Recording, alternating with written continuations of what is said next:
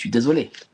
On peut me dire tout ce qu'on veut, mais depuis l'injection, on sent que les gens ont pété les plombs, que y a les naissances, c'est moins 30%, oui, et ben, les gens, excusez-moi, hein, ils partent trépas beaucoup plus vite que qu'espéré.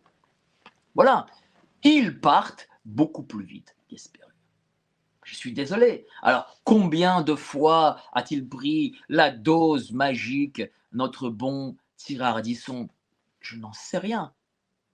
Mais on ne peut pas mettre de côté que la dose magique lui a fait avoir un turbo-cancer. On ne peut pas le mettre de côté. Enfin, je comprends pas. C'est quand même un événement qui n'est pas rien comme événement.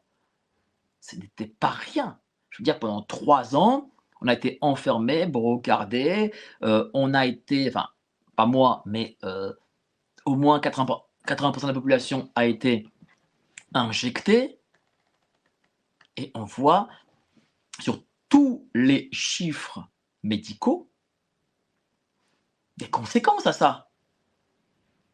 Je veux dire, par exemple, la question de la fertilité. On a un tiers de naissances en moins entre 2020 et 2025. Entre 2020 et 2025. Et évidemment, motus et bouche cousue, oui, oui, on les a, mais vous comprenez, c'est parce que dorénavant, il y a la pornographie, et puis les jeunes ne veulent plus coucher avec des femmes ou des hommes, ils veulent plus coucher entre eux, veulent plus se mettre en couple, et donc vous comprenez, il y a un changement de paradigme intellectuel. Et puis vous savez, dorénavant, les jeunes aussi, comme ils voient qu'il y a la guerre en Ukraine, il y a la guerre au Moyen-Orient, qu'il y a aussi toutes les questions de climat, de réchauffement climatique, et ben, ils veulent plus faire d'enfants. Enfin, tout ça mis bout à bout, voilà, vous avez un tiers des naissances en moins par rapport à il y a 5 ans. Et oui, mais le truc là. Ah non, non, non, non, aucun rapport. Non, non, ça n'a rien à voir. Rien à voir. Rien à voir du tout. Non, non, non. Non, non, non, rien à voir. Pareil pour les turbocancers, pareil pour les maladies comme ça qui surgissent, telle la maladie de Charcot. Voilà. J'ai eu nombre de médecins qui m'ont expliqué que dans leur carrière, ils n'ont peut-être jamais vu de maladie de Charcot. Ils n'en ont jamais vu. Parfois, un ou deux dans une carrière. Et là, en 2 ans, vous en avez 40, 50. Des médecins disent: «Oh, mais j'en ai vu 40, 50 l'année dernière». «Ah oui, ah, c'est tout?» Bon, bah, c'est pas grave. Mais évidemment, aucun rapport avec l'injection, rien, pas de rapport, pas de rapport. Franchement, pour qui nous prenez-vous? Moi, je veux bien tout ce qu'on veut, hein. Je veux bien tout expliquer, je veux bien tout parler de tout, je veux bien en débattre si certains le veulent et le souhaitent. Mais entre nous, il faut se dire les choses. Il y a une recrudescence de décès. Évidemment, une pandémie par suicide, je comprends bien, les pandémies viennent par l'air. Alors peut-être que la pollution de l'air, et donc du coup on devrait plus écouter Sandrine Rousseau, la pollution de l'air fait que, bon bah, je peux comprendre, les gens, ils inhalent de l'oxygène, et donc du coup, ils ont envie de se suicider. Voilà, ça c'est logique, c'est très logique. Je veux bien, voilà, je le dis, je veux bien en débattre, mais à un moment donné, je ne comprends pas, peut-être que j'ai tort, peut-être que j'ai totalement tort, mais je ne comprends pas pourquoi on ne met pas sur la table ce débat de l'injection. Quel est ce grand tabou de l'injection? Pourquoi est-ce qu'en France, personne ne veut parler de l'injection? Enfin, c'est même parmi le petit peuple, vous avez des gens qui se retrouvent comme ça. Ils font: «Non, non, mais en fait, c'est parce que je suis fatigué». Non, non, c'est tu été injecté? «Oh oui, oui, 4 fois». «Ah, peut-être voir quelque chose». «Non, non, non, impossible, impossible». «Non, non, tu comprends, les grands labos, l'État et tout». ils veulent mon bien. Non, non, c'est pas possible. Oui, mais il y a 3 semaines, tu étais bien encore. Non, mais non, non, non, non, c'est parce que tu comprends, au lieu de faire 35 heures, j'ai fait 36 heures, donc je suis vachement fatigué et tout. Ouais, ouais, c'est sûrement ça. Enfin, c'est hallucinant.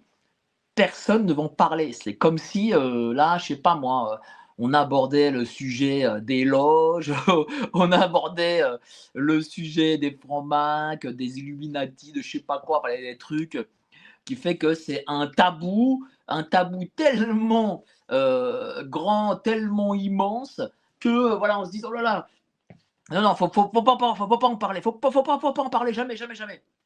Mais, bon, moi, je trouve quand même bizarre cette recrudescence, de turbo-cancer, voilà, aussi simple que ça. Et comment voilà, moi je le dis, je peux me poser des questions. J'ai fait ce tweet, je me fais insulter, ouais, très bien, je me fais insulter, c'est comme ça, c'est la vie, mais on ne peut pas remettre en cause, un produit, qui était en phase test. On peut pas remettre en cause. On peut pas se dire: «Peut-être a-t-il provoqué des choses? Peut-être a-t-il aggravé, certains cas, certaines maladies de certaines personnes?» Non, c'est pas possible, pas possible. Et puis moi, je suis désolé, mais cette phrase qu'a eue Thierry Ardisson sur Gaza, Auschwitz, lui, homme de télé, cette phrase qui passe, heu, au à en prime time, ça passe en prime time, sur France Télé. Et lui a été, dès ce moment-là, débarqué quasiment, de sa promotion. C'est-à-dire que non, ah pardon, ils l'ont fait revenir une fois seulement pour qu'il, s'excuse du mal qu'il a fait, qu'il a pu dire, et cetera. Parce que vous comprenez, là, il a touché un autre grand, tabou, de ce pays. Enfin, moi je trouve ça quand même, fou quoi. Bah, je sais pas, les gens ne se font pas, derrière, ils ne réfléchissent pas, ils se disent pas: «Mais attendez, mais, comment se fait-il, heu, qu'un mec a l'air en forme?» Il a l'air vraiment en forme, hein, pour le coup, il est bien, il fait des plateaux télé, il en faisait, 4-5 par semaine, pour vendre, son bouquin.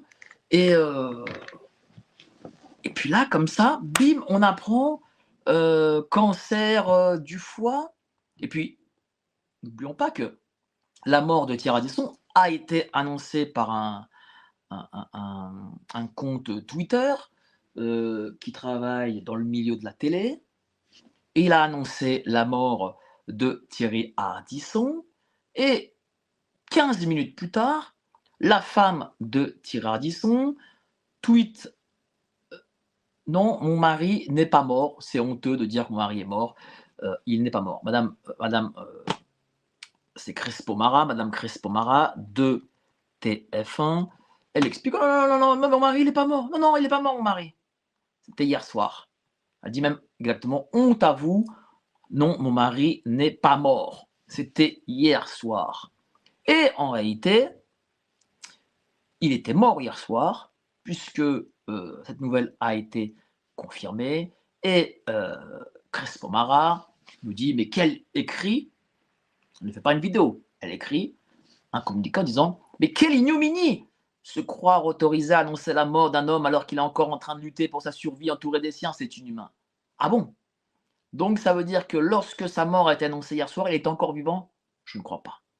Je crois que, monsieur Thierry Ardisson était déjà mort. C'est très bizarre, cette façon de vouloir cacher la mort de quelqu'un. Est-ce que si ce tweet n'était pas sorti, est-ce qu'on aurait annoncé la mort de Thierry Ardisson aujourd'hui, demain ou après-demain? Je ne sais pas. Je ne crois pas. Et puis elle continue en disant: «Se croire autorisé à révéler le combat intime d'un homme sans son consentement et harceler son épouse sur son 06 en prétendant qu'elle filme les derniers instants de la vie de son mari, c'est abject». Excusez-moi, mais quelqu'un qui est mort, on va pas demander le consentement à un mort, chère madame. Et bon, et donc du coup, avec les enfants de Thierry Ardisson et les miens, j'entends sans attendre une action en justice contre vous, je crois que ça s'appelle Clément Garin, un truc comme ça, et nous ne vous lâcherons pas.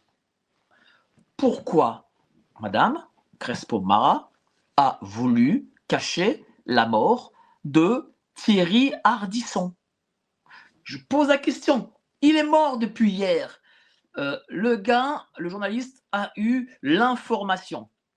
Comment a-t-il eu l'information? Je ne sais pas. Est-ce qu'il a eu l'information par une source proche de Thierry Ardisson? Peut-être. En tout cas, il est mort hier.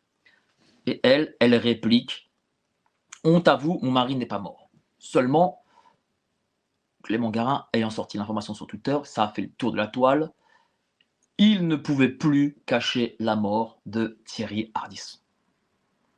Est-ce que, je pose la question, est-ce que la veuve de monsieur Ardisson cherchait à cacher encore longtemps la mort de son mari? Est-ce que s'il n'y avait pas eu le tweet de ce journaliste, on aurait appris pour la mort de Thierry Ardisson en septembre, octobre, novembre? Je ne sais pas, peut-être. Je rappelle que madame, la veuve, est titulaire au JT du 20h de TF1. Ce n'est pas n'importe qui.